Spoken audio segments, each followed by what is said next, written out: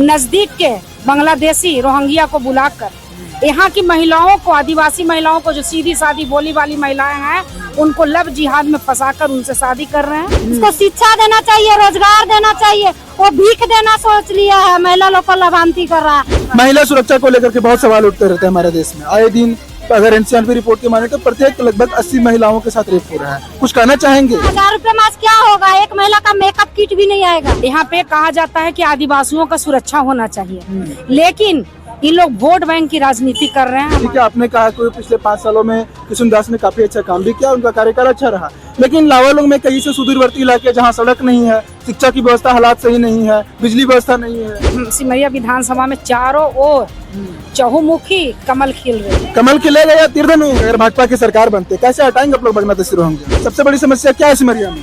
सिमरिया में समस्या क्या? नमस्कार, जोहार। इस वक्त हमारी चुनावी यात्रा सिमरिया विधानसभा में है और इस वक्त मौजूद हम सिमरिया चौक में। आपको बता दें, यहाँ से भारतीय जनता पार्टी की तरफ से उज्जवल दास को प्रत्याशी उम्मीदवार बनाया गया है। वहीं इंडिया अलायंस की तरफ से जेएमएम के टिकट पर मनोज कुमार चंद्रा यहाँ से चुनाव लड़ रहे हैं। चुनाव यहाँ पर भी अगर देखेंगे तो 13 नवंबर को वोट होने हैं। हम यहाँ के लोगों से राय जानते हैं कि सिमरिया विधानसभा का क्या माहौल है इस बार।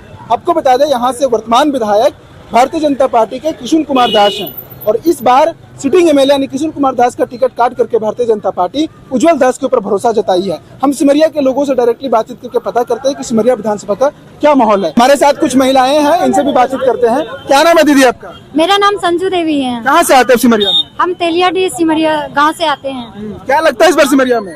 बहुत अच्छा है। कमल खिलेगा या तीरधनु? बिल्कुल खिलेगा कमल, काहे नहीं खिलेगा। आप लोग तो हेमंत सोरेन 1000 रुपया भी दे रहे हैं महिला समाज। अरे वो तो ठग रहा है, इलेक्शन के चलते ठग रहा है, महिला को लोभांती कर रहा है कि 1000 देना था तो 400 से कहाँ सोया हुआ था। अच्छा, सोच रहा है कि 1000 रुपया का भीख दे देंगे तो महिला मेरे तरफ है। अच्छा, एक महिला के लिए क्या जरूरत है? 1000 रुपया जरूरी है, फिर उनको बच्चे के लिए शिक्षा व्यवस्था अच्छा हो, स्वास्थ्य व्यवस्था अच्छा हो, क्या सबसे जरूरी तो उसको शिक्षा था। उसको शिक्षा देना चाहिए, रोजगार देना चाहिए। वो भीख देना सोच लिया है, महिला लोग को लाभांती कर रहा है, वो भी आधा अधूरा महिला को दे रहा है। लेकिन कुछ महिला तो कह रही है कि बहुत हेल्प हो रहा है, घर चल जा रहा कुछ हेल्प नहीं हो रहा। 1000 रुपया मास क्या होगा? एक महिला का मेकअप किट भी नहीं आएगा। है। अच्छा, मेकअप किट भी नहीं आया? नहीं आएगा। चलिए और भी दीदी लोग से बात। क्या नाम है दीदी आपका? सुनीता देवी। कहाँ से आप? तेलियाडी गाँव से। तिलियाड़ी से? आप भी तिलियाड़ी से हैं। क्या लगता है इस बार सिमरिया में? बहुत अच्छा लगा देखने में। मतलब उज्जवल दास या फिर मनोज चंद्रा? उज्जवल दास बन उज्जवल दास बने हैं। तो कमल खिलेगा इस बार? हाँ खिलेगा जरूर। अच्छा, वर्तमान सरकार हेमंत सोरेन की सरकार कैसा रहा उनका कार्यकाल? अच्छा रहा। अच्छा रहा। महिलाओं को 1000 रुपया दे रहे हैं। नहीं अच्छा नहीं है, वो गलत। क्या जरूरी है? अच्छा बताइए, आप लोगों को बताइए क्या जरूरी है। कुछ महिलाएं कह रही हैं कि इससे हेल्प हो रहा है, बहुत खुश हैं। हेल्प हो रहा है लेकिन पूरा को नहीं हो रहा है। अच्छा, क्या जरूरी है बताइए? आप एक महिला है, आपसे बेटर कोई नहीं जान सकता है। रोजगार चाहिए, शिक्षा चाहिए, ये सब जरूरत है। रोजगार और शिक्षा चाहिए। चलिए और भी कुछ लोग इनसे बातचीत करते हैं। क्या नाम है मैम आपका? मेरा ममता देवी नाम अच्छा, ममता देवी। आप बताइए कि पिछले 5 सालों में कितना विकास हुआ है सिमरिया में? पिछले 5 सालों में जो 14 साल का पहले देखिएगा तो उस समय कभी काम होता ही नहीं था। जब हमारे भारतीय जनता पार्टी के हमारे माननीय किशुन दास जी जब विधायक बने तो 5 सालों में जो सुदूर क्षेत्रवर्ती में काम हुआ है वो हमारे आज की भीड़ ने दिखा दिया कि भारतीय जनता का पार्टी का काम हुआ। हमारे माननीय विधायक जी ने काम किया था, जो आज हम टूट के इस महापर्व की रैली में जो हुआ, आज उज्जवल दास जी का नामांकन में जो भीड़ था वो देखने लायक था और जो 5 साल में कार्यकाल हुआ वो आज दिखी। आप लावालुंग की जिला परिषद भी रही है, ठीक है। आपने कहा कि पिछले 5 सालों में किशुन दास ने काफी अच्छा काम भी किया, उनका कार्यकाल अच्छा रहा, लेकिन लावालुंग में कई से सुदूरवर्ती इलाके जहाँ सड़क नहीं है, शिक्षा की व्यवस्था हालात सही नहीं है, बिजली व्यवस्था नहीं है। बिजली अंतिम छोर तक गया हुआ है। आप देखिए, हम लोग हमेशा भ्रमण में जाते रहते हैं। आप रीमी पंचायत देखिए, रीमी से वहाँ सहदा है, 2-3 गांव जो छूटा हुआ है, अभी वहाँ भी बिजली लाने का काम किया जा रहा है। आप सरकार, हमारी सरकार इसमें रहा नहीं, हेमंत सोरेन की सरकार था। तो हेमंत सोरेन सरकार जब बना तो उनका भी सोच होना चाहिए कि हमारे गांव में हमारे के गांव गरीब जनता लोग कैसे रह रहे हैं, उनका भी सोचनीय होना चाहिए। अच्छा, आप लावालुंग के जनप्रतिनिधि रहे हैं, क्या लगता है लावालुंग को जनता को क्या आश्वासन देंगे इस बार? लावालुंग का जनता फुल बहुमत के साथ बिना सोचे समझे भारतीय जनता पार्टी के कमल फूल को हमेशा समर्थन देते आया है और इस बार भी पूरा फुल समर्थन मिल रहा है उनको। अच्छा, राज्य में किसकी सरकार? भारतीय जनता पार्टी की सरकार। लेकिन कुछ महिलाएं 1000 पाकर तो खुश हैं। 1000 रुपया पाकर कौन सी महिलाएं खुश हैं? हमने तो बहुत क्षेत्र में कहा गया है, लोगों से बातचीत किए हैं, लोग तो बोलते हैं कि हेल्प हो रहा है। कोई हेल्प नहीं हो रहा। आप बराबर आप लोग मीडियागिरी करते हैं, बराबर देखने के लिए मिलता होगा कि जब चुनाव आया तो चुनाव के दरमियान में कि बहुत सारी महिलाएं लोग कही कि हम फॉर्म भरना है 1000 मिलेगा, तो बहुत सारे महिलाएं लोगों ने फॉर्म भरने का काम किया। लेकिन इधर जेएमएम वाले भी कह रहे हैं कि बीजेपी वाले भी गोदी दीदी योजना का फॉर्म भरवाएं। पहले तो जेएमएम वाले लोग भरवाए थे, जो कि आप देख रहे होंगे कि आदमी जो हमारी ग्रामीण महिला लोग हैं टूट पड़ी थी वो फॉर्म भराने के लिए।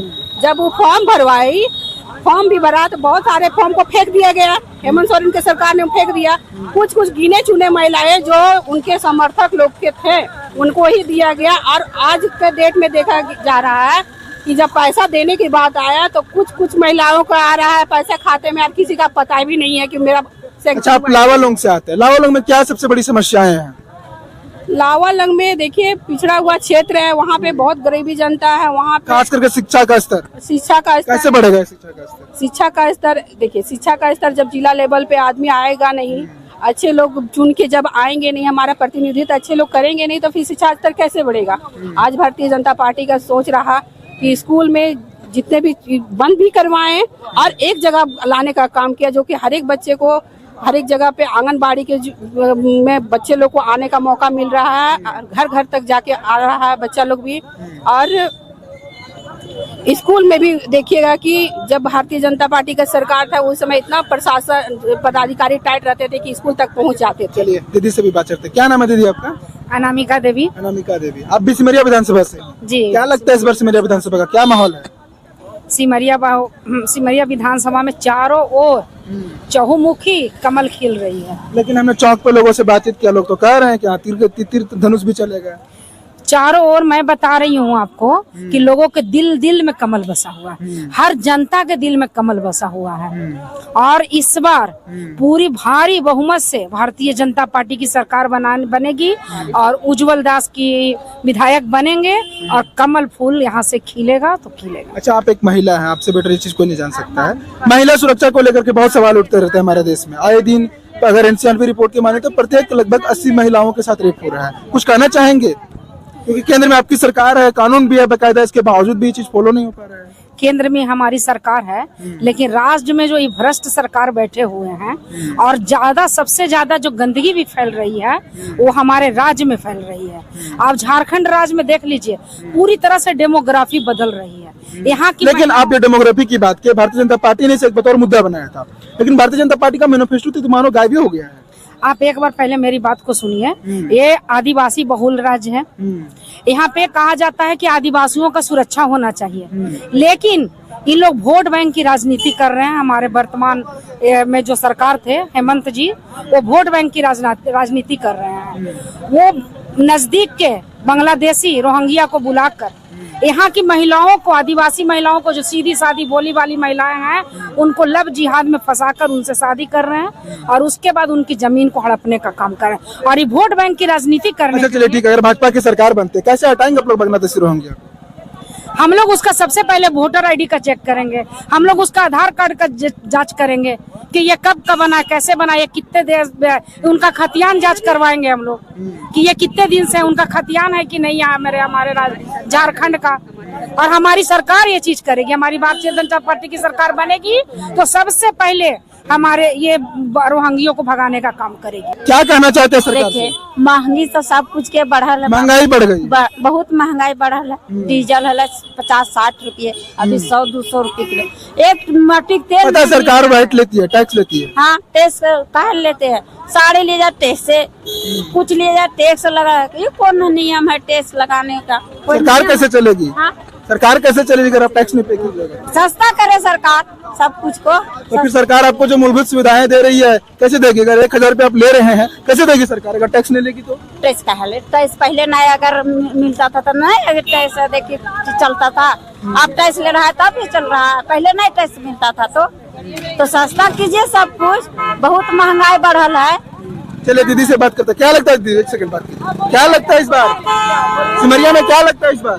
जो लग रहा है क्या आप बताइए। उज्जवल दास, उज्जवल दास, ओनली फॉर उज्जवल दास। कुछ लोग तो कह रहे थे कि मनोज चंद्रा भी चलेंगे। क्या कहिएगा, कहने वाला के जुबान नहीं रोक लीजिएगा भैया, जुबान तो अपना है ना, जो मन में आए सो बोले। आप कहाँ से आते हैं सिमरिया से? सिमरिया से है। आप सिमरिया से हैं। सबसे बड़ी समस्या क्या है सिमरिया में? सिमरिया में समस्या है। क्या? अब कितना समस्या। सिटिंग एमएलए भी आप ही के ही थे, बीजेपी के ही थे। हाँ, नहीं काम हुआ तो फिर भी। कैसे अभी आपको संबोधन में सुने ना कि रोड का क्या चिराग पासवान आए थे, क्या कह के गए आप लोगों को? चिराग पासवान कह के गए कि उज्जवल आएंगे और उज्जवल पूरे क्षेत्र में बने रहेंगे। उज्जवल निष्ठापूर्ण नेता है और रहेंगे, दमंग नेता नहीं है, सरोवर नेता है। चलिए बहुत बहुत धन्यवाद।